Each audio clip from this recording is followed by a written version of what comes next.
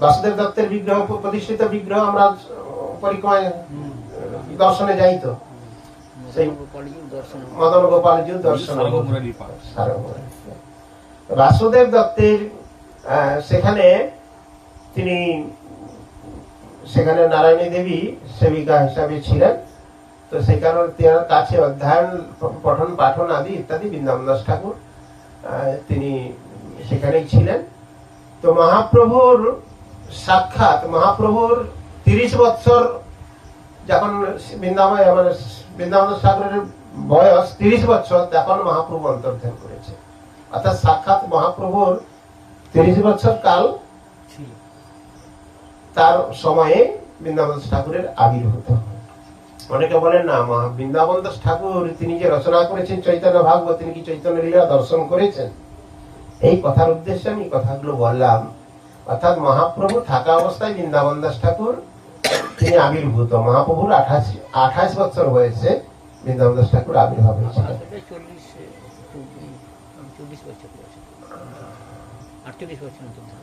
তো মহাপ্রভু সেখানে বৃন্দাবন দাস ঠাকুর কি করলেন না, বৃন্দাবন দাস ঠাকুর চৈতন্য ভাগবত, বৃন্দাবন দাস ঠাকুর কার শিষ্য ছিলেন? সাক্ষাৎ নিত্যানন্দ প্রভুর কাছ থেকে মন্ত্র দীক্ষা নিয়েছেন। নিত্যানন্দ প্রভুর সর্বশেষ শিষ্য। বৃন্দাবন দাস ঠাকুরকে দীক্ষা দেওয়ার পর তিনি আর কাউকে দীক্ষা দেননি। অর্থাৎ নিত্যানন্দ প্রভু শেষ শিষ্য হয়েছেন বৃন্দাবন দাস ঠাকুর। আর সেই বৃন্দাবন দাস ঠাকুর চৈতন্য ভাগবত, অর্থাৎ পূর্বে যে চৈতন্য মঙ্গল নামে বিরচিত ছিলেন, সেই চৈতন্য মঙ্গল তিনি রচনা করেছেন। তাই কৃষ্ণদাস কবিরাজ গোস্বামী পাদ চৈতন্য চরিতামৃত গ্রন্থে বলেছেন, বৃন্দাবন দাস ঠাকুর কহিল, চৈতন্য মঙ্গল যাহার শ্রবণে নাসে সর্বয় মঙ্গল, চৈতন্য নিতাইয়ের যাতে জানিয়া মহিমা, যাতে আছে কৃষ্ণ ভক্তি সিদ্ধান্তের সীমা, মনুষ্য রচিতে নারী হইছে গ্রন্থ ধন্য, বৃন্দাবন দাস মুখে বক্তা শ্রী চৈতন্য। অর্থাৎ কৃষ্ণদাস কবি বলছেন যে যেমন শ্রীমদ ভাগবত ব্যাসদেব রচিত, ঠিক তদ্রূপ চৈতন্য ভাগবত রচয়িতা, চৈতন্য ভাগবতের ব্যাস হচ্ছেন বৃন্দাবন দাস ঠাকুর। অতএব বৃন্দাবন দাস ঠাকুর চৈতন্য লীলার ব্যাস, চৈতন্য লীলা বিশেষ ভাবে বর্ণনা করেছেন বৃন্দাবন দাস ঠাকুর। তিনি যে যে অংশগুলো ছেড়ে গেছেন সেটা পরবর্তীতে মদন মোহনের ইচ্ছায় রচনা করেছেন কে? কৃষ্ণদাস কবিরাজ গোস্বামী পাদ। তারপরে লোচন দাস ঠাকুর তিনিও একটি চৈতন্য মঙ্গল নামক গ্রন্থ রচনা করেছেন। তো বৃহৎ চৈতন্য মহিমা বৃন্দাবন দাস ঠাকুর বিরচিত, এবং তিনি সাক্ষাৎ কি বলেছেন, মহাপ্রভুর কৃপায় মহাপ্রভু তাকে লিখিয়েছেন। সেই শ্রী চৈতন্য ভাগবত আমরা অধ্যয়ন করি। তাই সেই বৃন্দাবন দাস ঠাকুরের আবির্ভাব তিথিতে কিঞ্চিত আমরা বৃন্দাবন দাস ঠাকুর কথা শ্রবণ করলাম। জয় জয় শ্রী বৃন্দাবন দাস ঠাকুর কি, নারায়ণী দেবী কি জয়, নিতাই গৌর প্রেমানন্দে। আমরা ভজনের কথা, কিছু তত্ত্বে যে অপরাধ ইত্যাদি বারবার আমরা শ্রবণ করি, সেই তত্ত্বেই কিছুটা যাচ্ছি। শ্রীমৎ চৈতন্য চরিতামৃতে বলেছেন, ভজনের মধ্যে শ্রেষ্ঠ নববিধা ভক্তি, কৃষ্ণ প্রেম কৃষ্ণ দিতে ধরে মহাশক্তি, তার মধ্যে সর্বশ্রেষ্ঠ নাম সংকীর্তন, নিরপরাধ নাম লইলে পায় প্রেমধন। তাহলে ভজন আমরা যে যতই করি না কেন, ভজনের শ্রেষ্ঠত্ব নববিধা ভক্তির কথা বলেছে। নববিধা ভক্তি যাজন করার কথা এখানে বলেছেন। কি নববিধা ভক্তি? শ্রীমদ ভাগবতী প্রহ্লাদ মহারাজ বলেছেন কি, শ্রবণং কীর্তনং স্মরণং বন্দনং পাদ সেবনং अर्चनं वंदनं दास्य सौख इति पुंसां अर्पितास्तेत् नवलक्षणा श्रवणं कीर्तनं स्मरणं पाद सेवनम। श्रवण भगवत कथा श्रवण करते হবে। भगवत कथा श्रवण যদি না করি ভজন পথে আমাদের অগ্রসর কখনো সম্ভব নয়। শ্রবণ কীর্তন রূপ জল করয়ে সিঞ্চন। আমাদের হৃদয়ে যে ভক্তি লতা বীজ রোপণ করে অঙ্কুরিত হয়ে আস্তে আস্তে ফুল ও ফল শাখা প্রশাখায় প্রল্লবিত হচ্ছে, সেই বৃক্ষ যদি আমরা শ্রবণ কীর্তন বন্ধ করে দিই তাহলে সেটা শুকিয়ে যাবে। সেই শ্রবণ কীর্তনের জন্যই এই অধিবেশন। আমরা বাড়িতে বসে শ্রবণ কীর্তন করব না। গোষ্ঠানন্দী ভজনের একটি রহস্য হচ্ছে আমরা কেউ পিছিয়ে গেলে আমাদেরকে টেনে গুটিয়ে নিয়ে যাবে। গুরুবর্গদের বিশেষ যে আয়োজন, অধিবেশন সাপ্তাহিক কি পাক্ষিক করতেই হবে। তার মূল উদ্দেশ্য আমরা এখানে শ্রবণ কীর্তন। আর আমরা যদি শ্রবণ কীর্তন না করি তাহলে ভজন পথে অগ্রসর হতে পারবো না। যেমন আমরা সারাদিন মোবাইল ব্যবহার করছি কিন্তু চার্জ দেব না, একদিন পর মোবাইলটা আর ব্যবহার করতে পারবো? তাহলে আমরা ভজন করব, শ্রবণ কীর্তন করব না। তাহলে শ্রবণ কীর্তন না হলে ভজনের গতি আসে না। তাই বলছেন ভজনের মধ্যে শ্রেষ্ঠ নববিধা ভক্তি, তার মধ্যে সর্বশ্রেষ্ঠ নাম সংকীর্তন। তাহলে সর্বের উপায় হচ্ছে নাম সংকীর্তন। নাম সংকীর্তন, নাম সংকীর্তন মানে শিলা রূপগোস্বামীবাদ। বহু বিবিলিত যৎ কীর্তনম তदैव সংকীর্তনম। আমি একা একা সংকীর্তন করতে পারি না, দু চারজনেও হয় না। কীর্তনের আনন্দ কখন হয়? সবাই একত্রিত হয়ে একাগ্রচিত্ত হয়ে যদি এক সুরে আমরা ভগবানের নাম কীর্তন করি।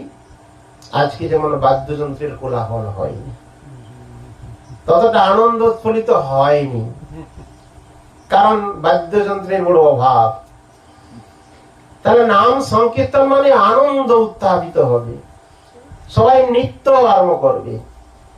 সংকীর্তন উদণ্ড নিত্য কীর্তন।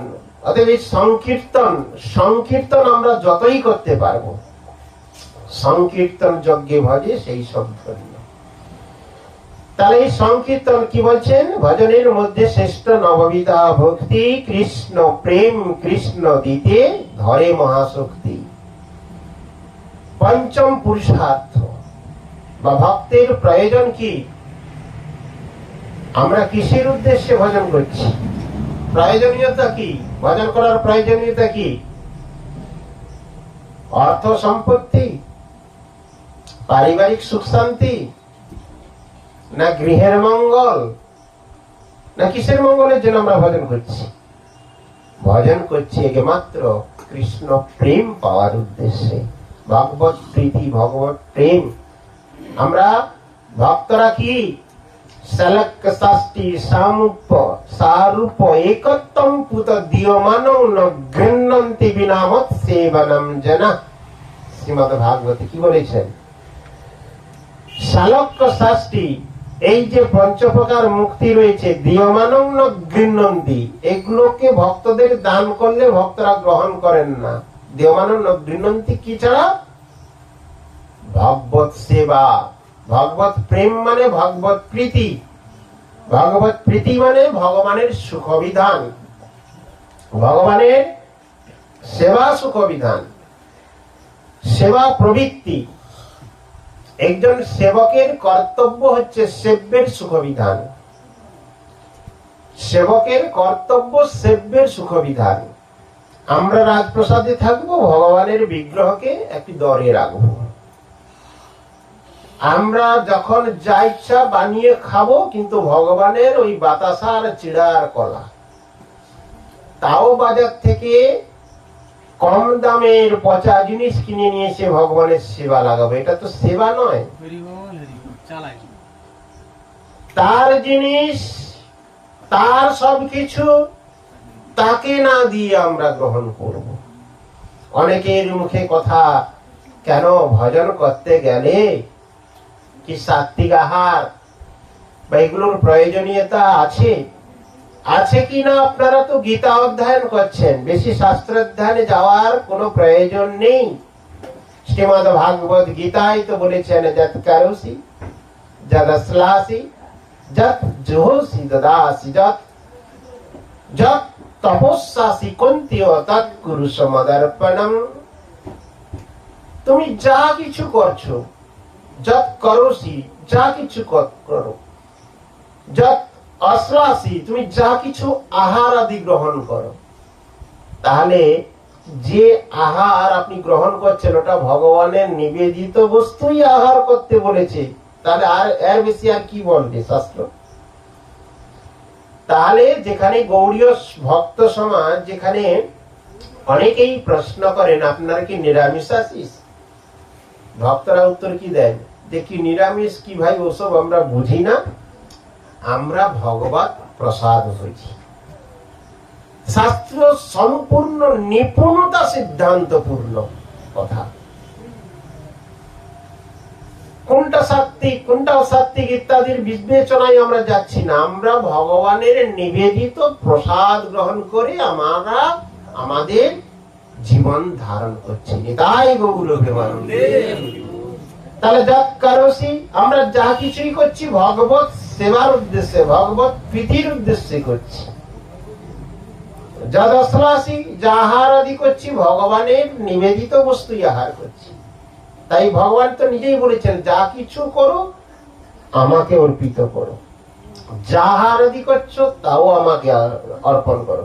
যৎ করোসি যদ অশ্লাসি যদ জুহোসি, যজ্ঞাদি বা যে কোনো ধর্মানুষ্ঠান কর্মানুষ্ঠানে যা কিছু করো আমাকে অর্পিত করো।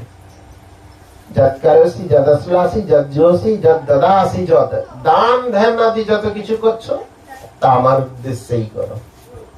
তৎ কুরু সমর্পণম, তোমার সব কিছুই আমাকে অর্পণ করো। এত সুন্দর নিপুণ শাস্ত্রীয় সিদ্ধান্ত। অতএব সবটাই ভগবত প্রীতির উদ্দেশ্যে, সবটাই ভগবানের সুখের উদ্দেশ্যে করাটাই হচ্ছে সেবা, সেটাই সেবকের ধর্ম।